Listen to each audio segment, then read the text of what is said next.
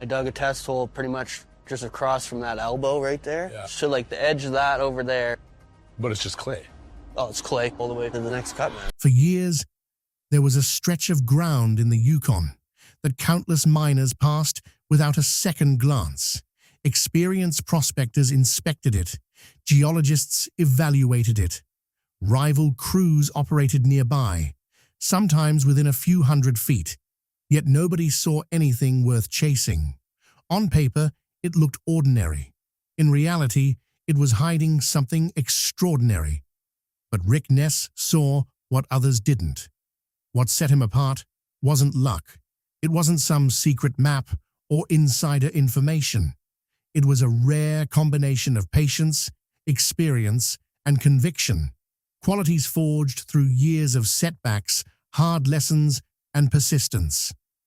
While others focused on obvious opportunities, Rick kept returning to this overlooked piece of ground in his mind. During the long Yukon winters, when most miners weren't thinking about that area at all, Rick continued studying it.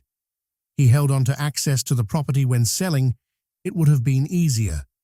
He waited, watched, and trusted his instincts until the right moment arrived. When that season finally came, it seemed determined to test him from the very beginning. Equipment failures piled up. Frozen ground slowed progress. Financial pressure mounted with every passing day. Many operations would have folded under those conditions. Rick kept going. Then came the payoff. On a forgotten section of ground that almost everyone else had dismissed, Rick Ness and his crew uncovered an astonishing $83 million worth of gold. Not from a famous claim with a legendary reputation, but from land that nobody believed was special. This is the story of how Rick found what everyone else overlooked. It's the story of why that discovery happened and what it could mean for the future of one of the Klondike's most fascinating miners. Most importantly, it's the story of a deposit that stayed hidden in plain sight, and the one man who never stopped believing it was there. If stories like this fascinate you, make sure to like the video and subscribe. What happened next is just as remarkable. A miner shaped by experience. To understand how Rick Ness made this discovery, you first have to understand the journey that prepared him for it. The story doesn't begin in the Yukon. It doesn't start with drilling reports, geological surveys, or mining claims. It begins in a completely different world. Before he ever operated heavy equipment, Rick Ness was a professional touring musician. He wasn't playing occasional local gigs. He lived the demanding life of a full-time musician, traveling constantly, chasing opportunities, and navigating an industry filled with uncertainty. That lifestyle teaches a powerful lesson. Keep moving forward even when success isn't guaranteed. Night after night, year after year, Rick learned how to endure setbacks without giving up. Over time, persistence stopped being something he practiced. It became part of who he was. When he eventually entered the mining world, he brought that mindset with him. Learning under Parker Schnabel. Rick's next chapter began when he joined Parker Schnabel's operation. Parker quickly recognized something valuable in him. It wasn't his musical background. It wasn't his unconventional path. It was his determination. As time went on, Parker trusted Rick with increasing responsibility. These weren't simple tasks. They were decisions that revealed whether someone could truly handle pressure. Rick became involved in choosing ground, supervising crews, and solving major equipment issues when quick fixes weren't available. More importantly, he paid attention. He watched how Parker evaluated claims. He studied how financial decisions were made. He observed how successful operators handled uncertainty and risk. What Rick received during those years was an education that many independent miners never get. And he knew it. Building his own operation. Eventually, Rick stepped out on his own. He took everything he had learned from Parker and combined it with the resilience he had developed during his years as a musician. But running your own mining operation is a completely different challenge. The early years weren't easy. Equipment failures became major setbacks instead of minor inconveniences. Tight budgets meant every decision mattered. Problems that large operations could absorb quickly became serious obstacles for a smaller company. Rick made mistakes. Like every independent operator, he discovered that working for someone else's mining business and running your own are two very different things. The difference was that he didn't hide from those mistakes. He faced them, learned from them, and kept improving, studying what others ignored. While Rick was battling breakdowns, balancing budgets, and dealing with the daily stress of keeping a mining operation alive, he was also doing something else. He was studying ground that most miners had already written off. He spent time analyzing geological reports. He examined data carefully. He looked beyond conventional assumptions and started identifying areas that appeared undervalued. Where others saw average ground, Rick saw unanswered questions. Instead of chasing only the obvious targets, he protected access to these overlooked areas and continued gathering information. Slowly, a picture began to emerge. The ground everyone ignored wasn't necessarily worthless. It might have been misunderstood. Why others missed it? The remarkable thing about this discovery is that it wasn't hidden because nobody looked. People looked. Lots of people. The problem was that finding it required a specific combination of traits that very few miners possess. It required patience. It required the willingness to think differently. And it required enough confidence to trust years of research even when the evidence wasn't obvious.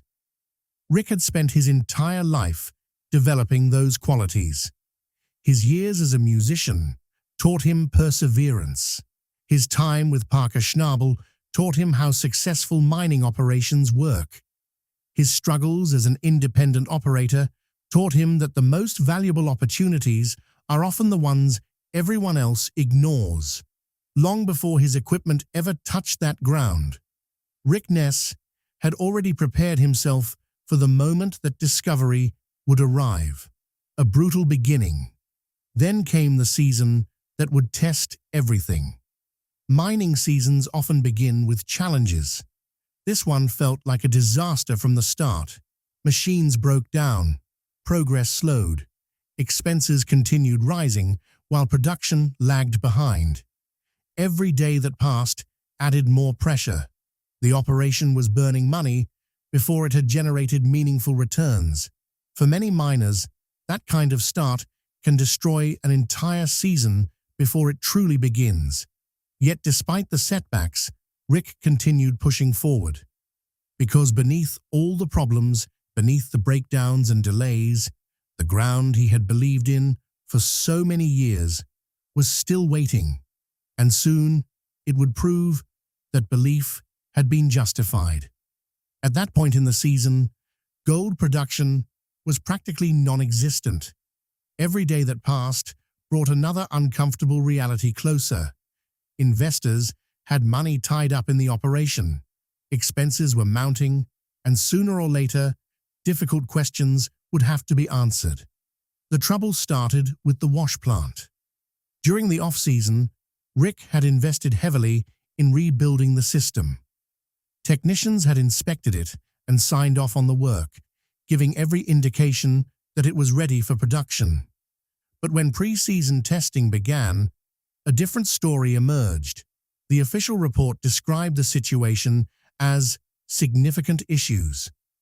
In plain English, that meant the rebuild hadn't fixed the core problem. The machine Rick was counting on to carry the season wasn't ready. Instead of processing pay dirt, it needed another 3 weeks of repairs before it could operate properly. And this happened just 3 weeks before the season was scheduled to begin. That delay wasn't simply inconvenient. It was expensive. Crew wages still had to be paid. Equipment still cost money. Insurance, fuel, transportation, and every other expense associated with running a mining operation continued piling up. The difference was that no gold was coming out of the ground to offset any of it. Rick received the call, listened carefully, hung up, and immediately started adjusting his plans. He didn't waste energy complaining about the situation or questioning whether it was fair. That's never been his style. Instead, he got to work. He contacted suppliers. He reorganized staffing schedules to reduce unnecessary costs during the repair period. He revised production goals to reflect the setback while still keeping the season alive. Then nature added another challenge. Just as the operation was trying to recover from the delay, an unexpected cold front swept through the Klondike. Temperatures dropped below freezing again. Ground that had already started thawing suddenly locked back up. Areas Rick needed to mine became difficult to access, and productivity slowed even further, while the Yukon weather decided to make its own contribution to the season's problems. By the time conditions improved, another 2 weeks had effectively disappeared. Now the operation was 7 weeks into the season. 3 weeks had been lost before mining even started. Recovery numbers were covering only a fraction of operating costs. Everyone on site understood what that meant. Veteran miners don't need someone to explain bad numbers. They can see them for themselves. The crew watched the situation unfold with the quiet understanding that comes from years of experience. They knew the math wasn't working, and they knew something needed to change. That's when Rick called everyone together. Not for a celebration, not for a motivational speech built around promises of better days ahead. This was the meeting that reveals who a leader really is. The meeting that happens when there is no good news. The meeting that takes place when people's livelihoods depend on. Rick stood in front of his crew and spoke plainly. He didn't try to sugarcoat reality. He didn't hide behind carefully crafted language. He laid out the numbers exactly as they were. He acknowledged how far behind they had fallen and didn't pretend otherwise. Then he said something simple. I'm not going to tell you everything is fine, because it isn't. We're behind. We have to mine our way out of this. That's the reality. Now let's figure out how we're going to do it. That was it. No dramatic speech, no false optimism. Just honesty, followed immediately by action. Instead of dwelling on the problem, Rick shifted the conversation towards solutions, and his crew responded. Every single one of them stayed. That mattered more than most people realize. Experienced Klondike workers always have alternatives. The mining season is short, and good workers can often find opportunities elsewhere. Yet nobody left. They stayed because Rick had done something many leaders fail to do. He trusted them with the truth. He didn't hide the severity of the situation. At the same time, he showed them that acknowledging a problem wasn't the same thing as surrendering to it. The challenge was real. So was the plan to overcome it. Eventually, the wash plant was repaired. The frozen ground finally thawed. And 7 weeks into a season that had already tested the operation in every possible way, Rick made the move he had been preparing for over several years. He shifted his crew onto the ground he had protected for so long.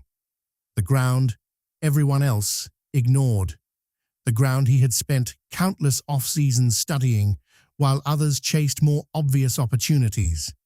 The ground most people believed wasn't worth the effort. Rick believed otherwise. And after 7 weeks of setbacks, delays, and frustration, the Klondike finally revealed what had been hidden there all along. an estimated $83 million worth of gold. The discovery no one saw coming. The morning it happened felt completely ordinary. Equipment was moved into position. Routine checks were completed.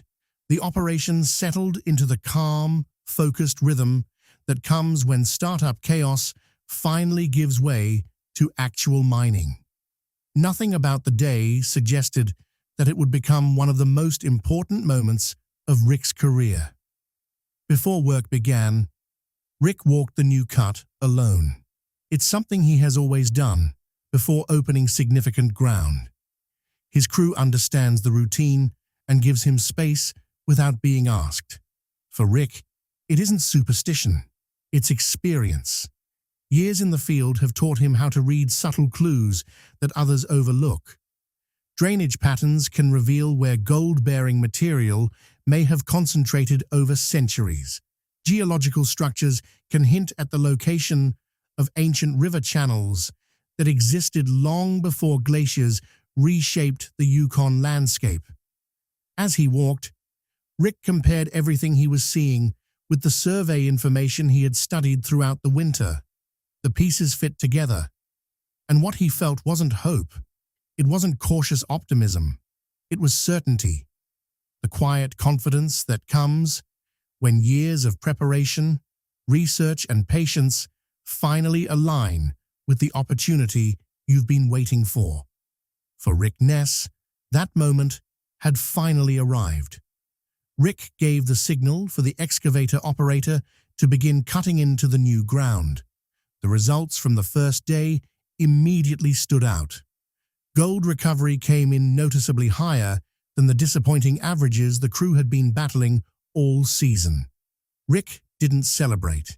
He simply logged the numbers, updated his geological projections, and modified the next day's mining plan based on what the data suggested about the direction and shape of the pay streak.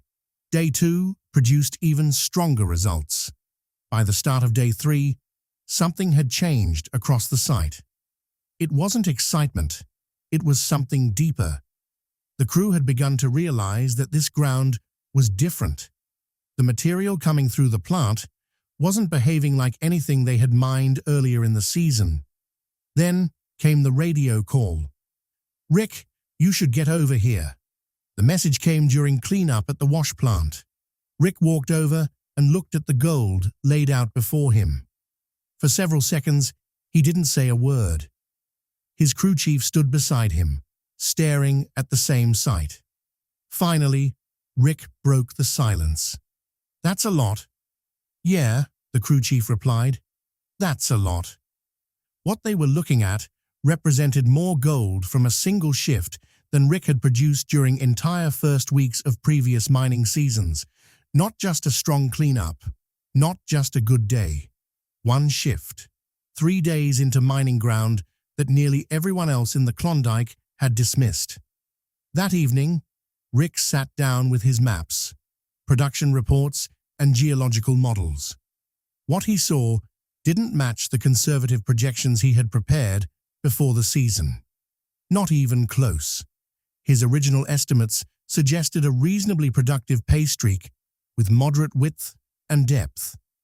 The actual results pointed towards something much larger.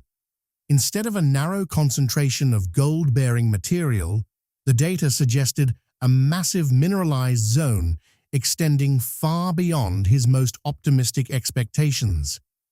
The pay appeared wider, the depth profile looked stronger, and the deposit seemed to continue deeper into the hillside than anyone had anticipated. Rick contacted his geological consultant that night. 2 days later, the consultant called back. For someone in that field, a 2-day turnaround is practically immediate. The moment Rick heard his tone, he knew the conversation was serious. "Rick," the consultant began, "if these numbers continue anywhere near what we're seeing now, this isn't just a good claim." There was a pause. "You're potentially looking at one of the most significant placer gold discoveries made in this part of the Klondike in modern times." Rick asked for the projections. The consultant provided both a conservative estimate and a best-case scenario. Rick studied them carefully. Then he shook his head. That can't be right. It wasn't disbelief. It wasn't denial. It was caution.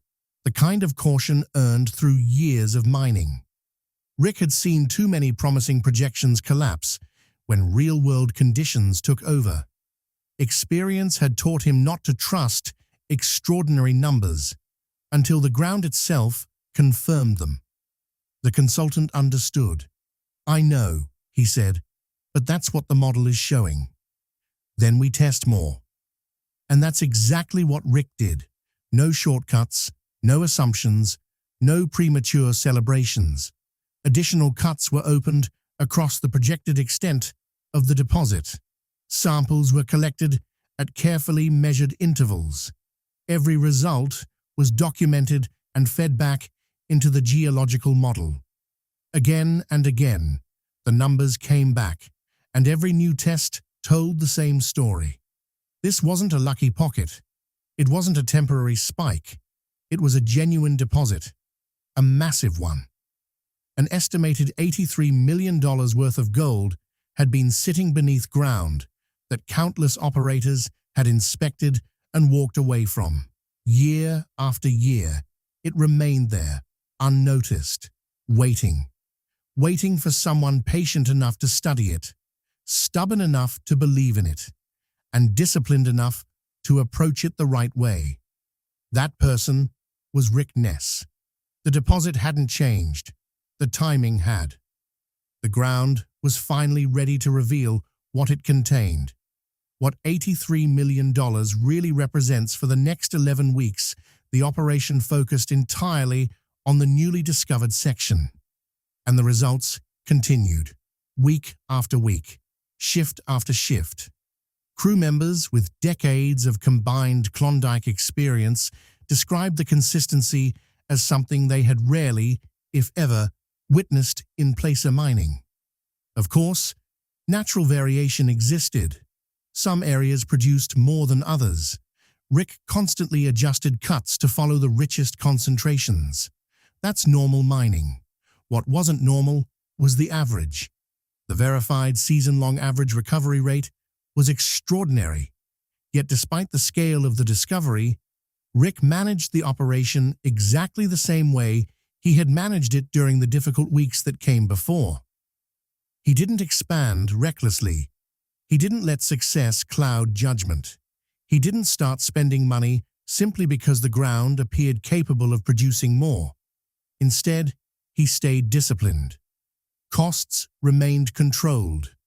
Decisions remained data-driven. The systems that had carried the crew through the hardest part of the season remained unchanged. The only difference was that now the ground was rewarding that discipline. When the final numbers were verified, the total stood at approximately $83 million. Think about that for a moment. $83 million. Recovered from ground that nearly everyone else had written off.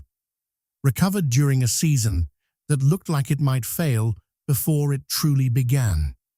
Recovered by a crew that chose to stay because their leader had given them honesty instead of false reassurance when things were at their worst. When the total was confirmed, Rick called Parker Schnabel. Parker listened. Then there was silence. Not confusion, not disbelief. The kind of silence that happens when a number finally sinks in, when it stops being a statistic and becomes something real. Eventually, Parker spoke. "That's real." "Verified?" Rick answered. Then Parker responded exactly the way people would expect him to. "So subscribe, because miners who turn near disaster into the greatest success of their careers tend to have a habit of surprising people. And this story feels far from over."